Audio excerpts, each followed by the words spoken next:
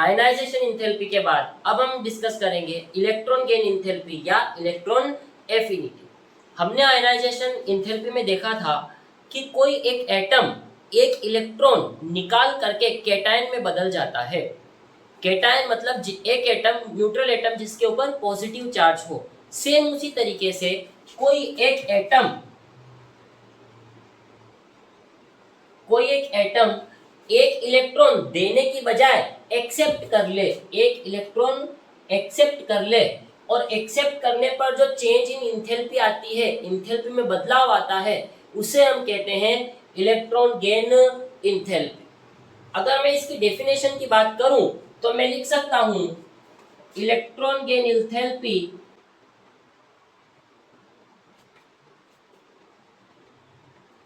is change in enthalpy when an isolated gaseous atom accept an electron to form monovalent anion। क्या मतलब हुआ इस definition का कि जब भी कोई आइसोलेटेड गैसियस एटम एक इलेक्ट्रॉन को एक्सेप्ट कर लेता है, कोई भी न्यूट्रल एटम एक इलेक्ट्रॉन को एक्सेप्ट कर लेता है और मोनोवेलेंट एनायन का फॉर्मेशन करता है, उससे जो एनर्जी निकल चेंज इन इंथैल्पी आती है उसे हम कहते हैं इलेक्ट्रॉन गेन इंथैल्पी। अगर मैं इसके रिप्रेजेंटेशन की बात करूं तो ये कोई एक्स एटम है, आइसोलेटेड है और गैसियस है। एक्स कोई आइसोलेटेड गैसियस एटम है, इसने एक इलेक्ट्रॉन एक्सेप्ट कर लिया। अगर ये एक इलेक्ट्रॉन एक्सेप्ट करता है तो बना लेगा X minus monovalent anion. Anion मतलब जब भी किसी एटम के ऊपर नेगेटिव चार्ज आता है तो वो एनायन कहलाता है। तो आइसोलेटेड गैसियस एटम ने एक इलेक्ट्रॉन एक्सेप्ट किया और बना लिया एनायन, और कुछ एनर्जी यहां से रिलीज हुई।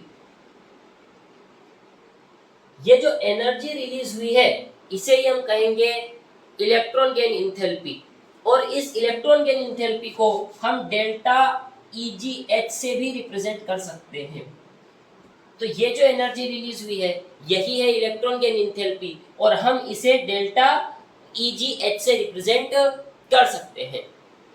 अगर मैं इसकी यूनिट की बात करूं, अगर इसकी यूनिट की तरफ हम देखें तो इसकी यूनिट भी आयनाइजेशन इंथैल्पी की तरह ही या तो इलेक्ट्रॉन वोल्ट पर एटम हो सकती है या किलो जूल पर मोल और किलो जूल पर कैलोरी हो सकती है। ये इसकी यूनिट होगी। अब depending on the nature of atom, atom के नेचर के बेसिस पे ये जो एनर्जी है ये रिलीज भी हो सकती है और एनर्जी एब्जॉर्ब भी हो सकती है। अगर मैं आपसे बात करूं डेल्टा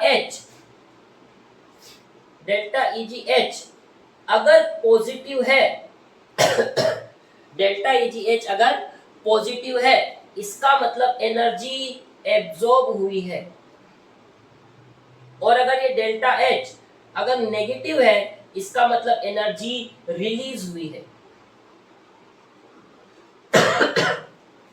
तो एटम के नेचर के बेसिस पे इलेक्ट्रॉन गेन इंथैल्पी पॉजिटिव भी हो सकती है और नेगेटिव भी हो सकती है। पॉजिटिव जब होगी तो एनर्जी एब्जॉर्ब कर लेगा एटम, और जब नेगेटिव होगी तो एनर्जी रिलीज कर देगा।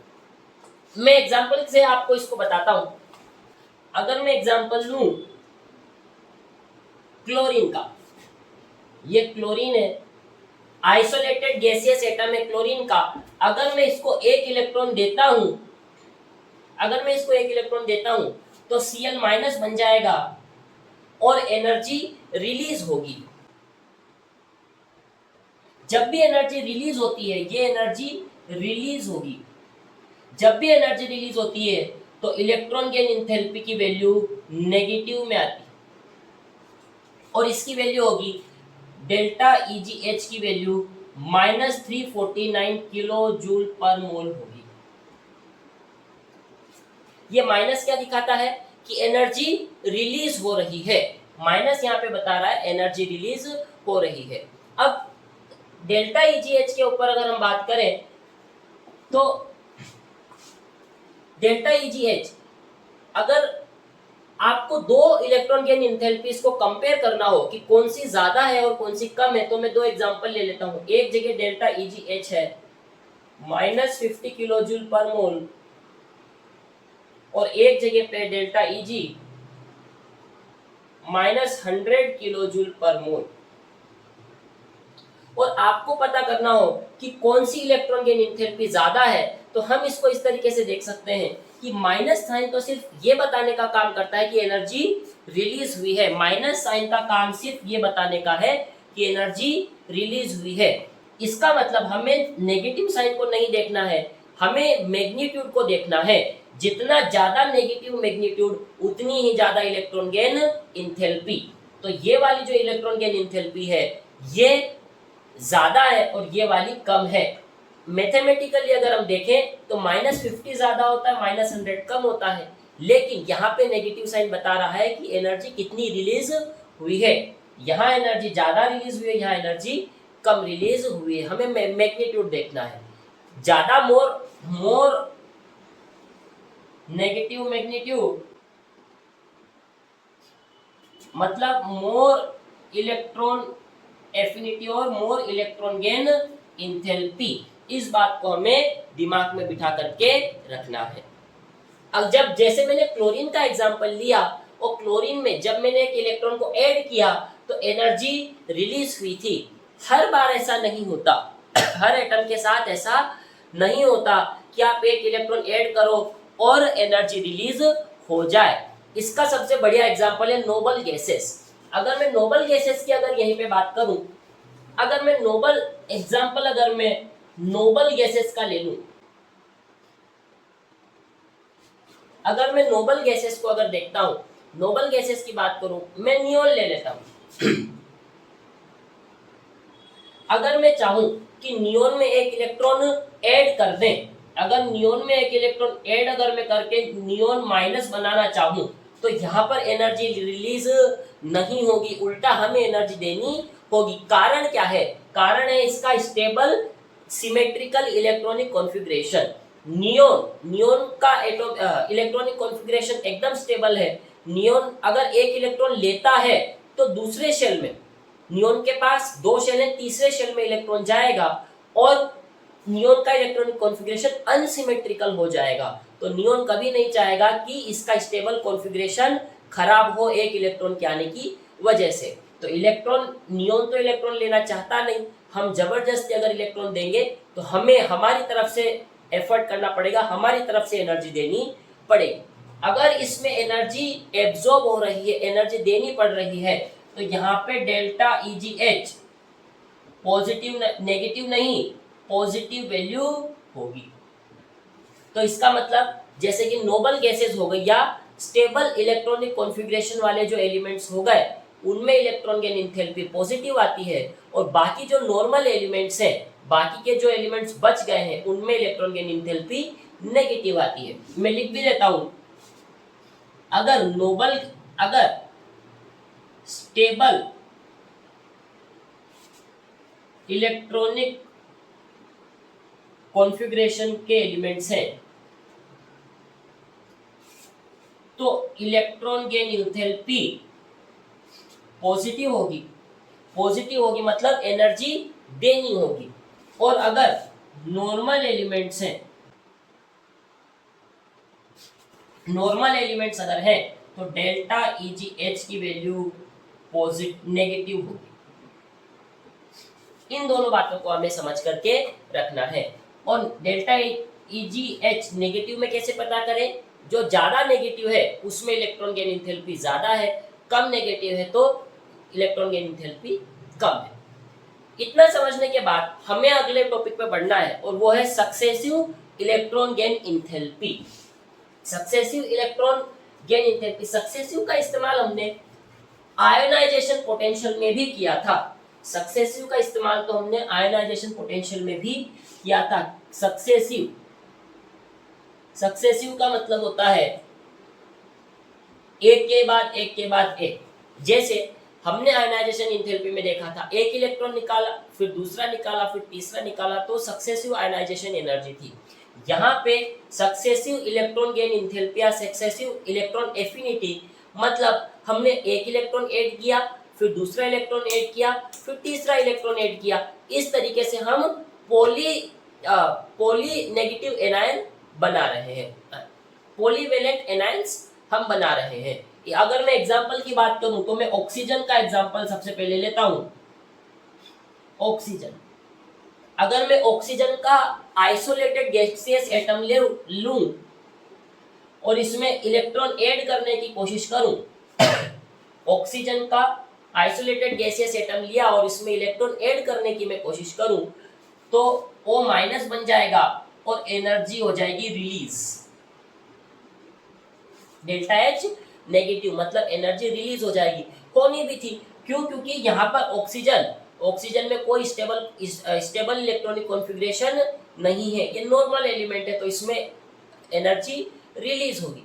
लेकिन अगर अब मैं सक्सेसिव मतलब एक इलेक्ट्रॉन ऐड कर दिया, आप दूसरा भी ऐड कर दो। अगर मैं दूसरा O माइनस में एक और इलेक्ट्रॉन ऐड करके O माइनस क्यू बनाना चाहूं तो यहाँ पर जो डेल्टा Eg होगा वो होगा पॉजिटिव। इसका कारण एक बार समझ लिया जाए, ऐसा क्यों? ऐसा इसलिए होगा क्योंकि जब O माइनस बना, मोनोवेलेंट एनायन बना, तो यहाँ पे इलेक्ट्रॉन्स की डेंसिटी ऑक्सीजन एटम में बढ़ चुकी थी। इलेक्ट्रॉन्स O माइनस बना, इलेक्ट्रॉन्स की डेंसिटी बढ़ चुकी है, और अगर इलेक्ट्रॉन्स की डेंसिटी बढ़ चुकी है तो अगर जब जो नया इलेक्ट्रॉन अंदर O माइनस के अंदर जाएगा उसको एक फोर्स ऑफ रिपल्शन लगेगा। O माइनस में ऑक्सीजन इलेक्ट्रॉन की डेंसिटी बढ़ चुकी है, एक और इलेक्ट्रॉन में अगर ऐड करूंगा तो यहाँ पे इलेक्ट्रॉन के बीच में रिपल्शन ज्यादा होगा, और उस इलेक्ट्रॉनिक रिपल्शन को ओवरकम करने के लिए हमें अपनी तरफ से एनर्जी देनी पड़ेगी।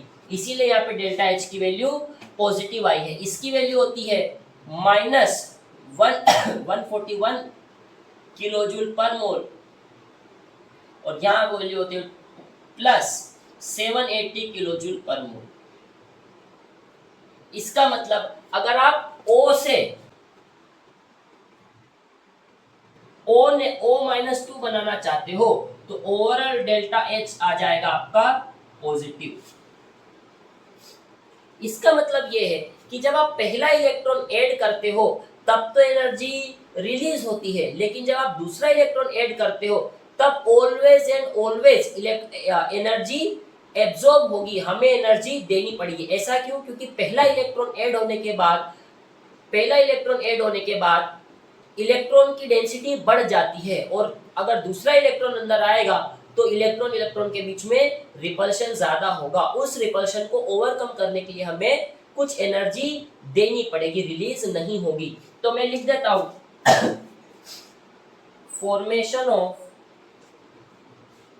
फॉर्मेशन ऑफ पॉलीवेलेंट एनायन में डेल्टा EgH की वैल्यू हमेशा पॉजिटिव ही होगी, ऑलवेज। जब भी आप पॉलीवेलेंट एनायन बनाएंगे, पॉलीवेलेंट एनायन का मतलब -1 नहीं, -1 से ज्यादा, -2, -3, -4, तो -4 तो प्रैक्टिकली पॉसिबल नहीं है, लेकिन -2, -3 तो क्या होगा? डेल्टा H हमेशा पॉजिटिव आएगा। ऐसा होता है इलेक्ट्रॉन की डेंसिटी बढ़ने की वजह से। अब ये हमने बेसिक इलेक्ट्रॉन गेन एंथैल्पी के बारे में सीखा कि इलेक्ट्रॉन गेन एंथैल्पी होती क्या है। नॉर्मल एटम है, इलेक्ट्रॉन एक्सेप्ट करेगा तो एनर्जी रिलीज होगी, लेकिन अगर स्टेबल कॉन्फ़िगरेशन वाला है जैसे कि नोबल गैसेस, वो इलेक्ट्रॉन एक्सेप्ट नहीं करते, तो हमें एनर्जी देनी पड़ेगी, एनर्जी एब्जॉर्ब होगी और इलेक्ट्रॉन गेन एंथैल्पी पॉजिटिव आएगी। इसके बाद हमें डिस्कस करना है जो सवाल आते हैं, जो मेन सवाल आते हैं वो आते हैं फैक्टर्स अफेक्टिंग इलेक्ट्रॉन एफिनिटी पर। तो हम अगला टॉपिक स्टार्ट करते हैं